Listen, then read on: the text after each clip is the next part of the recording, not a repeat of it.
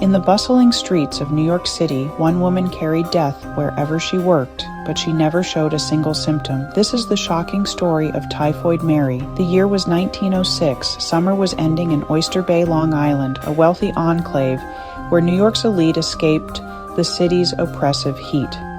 Charles Henry Warren had rented a grand summer home for his family. It was meant to be a season of leisure, cool breezes, and lawn parties. But a strange and unwelcome guest had invaded their idyllic retreat. One of Warren's daughters fell ill with a high fever, a splitting headache, and a profound weakness that left her listless. Soon the sickness spread. Mrs. Warren fell ill. 2 maids fell ill. The gardener fell ill. Another Warren daughter fell ill. 6 of the 11 people in the house were struck down by typhoid fever. Typhoid, a disease of filth and poverty, not of pristine summer estates. They tested the plumbing, the well, the cesspool, the milk supply, the water pipes, the icebox. Everything came back clean. The mystery deepened, casting a dark shadow over the beautiful home. Before she was a medical curiosity, she was simply Mary Mallon, born in 1869 in County Tyrone, Ireland, one of the countless young women who fled poverty for the promise of America. She arrived in the United States as a teenager in 1883, alone, but determined. Like many Irish immigrant women, she found work in domestic service. It was respectable and stable, offering room and board and a modest wage. Mary quickly discovered she had a talent for cooking. She was strong, capable, proud of her work. She rose from kitchen helper to sought-after cook for wealthy New York families. Life as a domestic cook was demanding. Long hours, physically taxing work, frequent moves between employers. By the early 1900s, Mary had a solid reputation, hearty, comforting food, and a no-nonsense demeanor. Tall, strong jaw, clear, direct eyes, not to be trifled with. She saw herself as clean, hardworking, honest. She was healthy. She felt fine. She had never been seriously ill in her life. Her journey through the kitchens of New York was a map of upward mobility, working for prominent families, earning around $50 a month. Each time she moved, she unknowingly carried her invisible baggage with her, completely unaware she was about to unleash a biological storm. The pattern began to emerge long before anyone noticed. It was a trail of sickness and death that followed Mary Mallon from kitchen to kitchen. In 1900, she worked for a family in Mamaroneck, New York. Within 2 weeks of her arrival, the residents began to develop typhoid fever. She moved on. A year later, in 1901, she took a position with a family in Manhattan. Soon after, the laundress in the household fell ill and died from the disease. Mary nursed her, believing she was helping, but she was merely tending to a fire she had started. The pattern repeated again and again. For doctors, there was no obvious connection. Typhoid was common, especially in summer. They advised bed rest, a liquid diet, and hoped for the best. They looked for culprits: contaminated water, spoiled shellfish, poor sanitation, and when they found none, they shrugged. The idea that a perfectly healthy person could be the source was not yet in the playbook. It defied common sense. The Warrens had done everything right: clean, spacious home, filtered water, fresh food by a professional cook. Yet the fever found them. Mary often left soon after illness began. Her transient employment hid the pattern. She was a ghost in the epidemiological machine, leaving a wake of suffering, never long enough to be identified as the link. George Soper was not a doctor, but a civil engineer with a PhD in sanitation from Columbia University. He had made a name for himself as an epidemic fighter, a private consultant hired to solve outbreaks that baffled local health officials. When he took the Oyster Bay case in the winter of 1906, he worked with methodical precision. He dismissed prior investigations. The answer wasn't in water or soil, but in people who had been in the house. He interviewed the Warren household, building a timeline of when each fell ill. He theorized the outbreak was introduced by someone who joined just before the sickness, focusing on the 3-week incubation period. He learned the family had hired a new cook, an Irish woman named Mary Mallon, about 3 weeks before the first daughter became sick. This was his first solid lead. She had left about 3 weeks after the outbreak began. Where had she gone? No one knew. Soper now had a name, but his suspect had vanished. He began digging into her work history, tracking agencies and former employers like a modern contact tracer. Over 7 years, Mary worked for 8 families. In 7, typhoid followed. 22 fell ill. 1 young girl died, too consistent to be chance. Convinced, Soper had to find her and get samples. In March 1907, he tracked her to a Park Avenue home and confronted her, explaining his theory.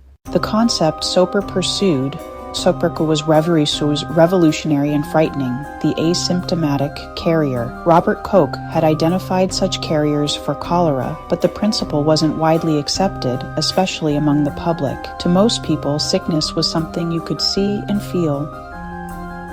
A fever, a cough, a rash. Mary Mallon became the textbook example in the United States. Her body fought off typhoid, perhaps so mild she never noticed, but a colony survived, taking permanent residence in her gallbladder. A protected fortress. Periodically shed in her feces, and if hygiene wasn't perfect, transferred to her hands, the very tools that touched what families ate.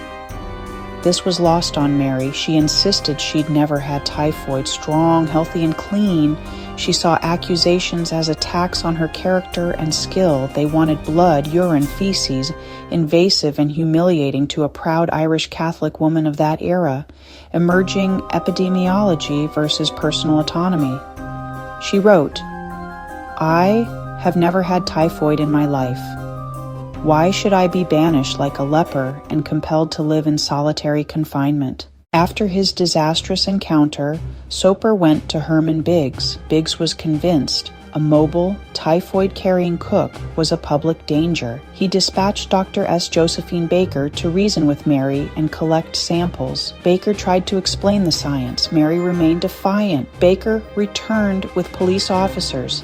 The scene was chaotic. Mary burst out brandishing kitchen utensils. She cursed at them and led a chase through neighboring yards. She hid in a dark basement closet. It took 5 hours to find her. Officers dragged her out, swearing and struggling. She was forced into an ambulance. Dr. Baker sat on her to keep her from escaping. A frantic ride to Willard Parker Hospital. At the hospital, doctors took blood, urine, stool. Tests confirmed Soper's theory. Her stool teemed with typhoid bacilli. She was, without a doubt, a carrier. Mary remained unconvinced, alleging manufactured evidence. Authorities faced a dilemma. Danger to public health, but no crime. No legal precedent. After debate, the Department of Health declared her a public menace. In March 1907, she was transported by boat to a quarantine island. Her capture was a profound violation of civil liberties, carried out in the name of the greater good. North Brother Island was a place of isolation and despair. Riverside Hospital, a quarantine facility for smallpox and tuberculosis. Mary was sent to live in forced exile, a one-room bungalow set apart. A mile of churning water was her prison wall. She could walk the grounds, but not leave. Utterly alone, branded a pariah. For nearly 3 years, Mary lived on the island, a subject of scientific study and public curiosity. She was Typhoid Mary, a name coined by the press, and she despised it. She fought back with letters, even sending her own samples to independent labs, but results came back positive. "I am an innocent human being. I have been persecuted and thrown into prison and have committed no crime." Her sense of injustice was palpable. She saw other patients recover and go, while she, feeling well, remained condemned. Officials offered freedom if she removed her gallbladder, the suspected reservoir. But early 20th century surgery was risky and brutal. Mary refused. She sued in 1909, but the court sided with public safety over liberty. She returned to her island, hopes crushed. In 1910, with a new health commissioner, the ethics of holding her indefinitely were questioned. They offered release if she swore never to work as a cook or handle food. Desperate for freedom, Mary agreed and signed on February 19, 1910. She pledged quarterly check-ins and strict hygiene and returned to the mainland a free woman. She tried to abide, found work as a laundress. Grueling, low status, and poorly paid, she struggled to make ends meet. She felt injustice keenly, forced into poverty for an invisible condition she didn't accept. Resentment grew. She stopped checking in. She vanished into the city under aliases: Mary Brown, Mary Breshoff, Mrs. Charles. In direct violation of her oath, she returned to kitchens across New York and New Jersey, hotels, restaurants, even a sanatorium. Each time a few fell ill, she moved on before patterns emerged, hiding in plain sight.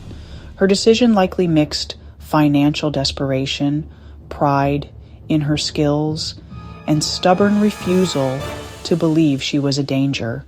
But her broken promise would have devastating consequences, leading to an even more tragic chapter.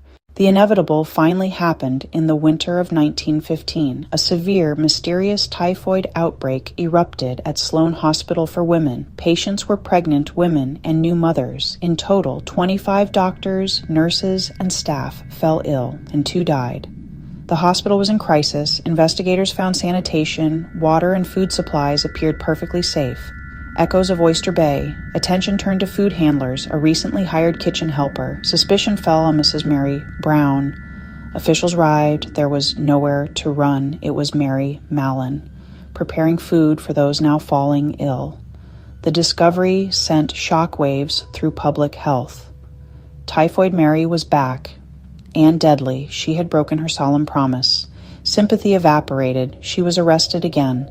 The old debates were moot. She could not be trusted to avoid kitchens. Her fate was sealed. In March 1915, Mary was sent back to North Brother Island. No deal this time, no hope of release.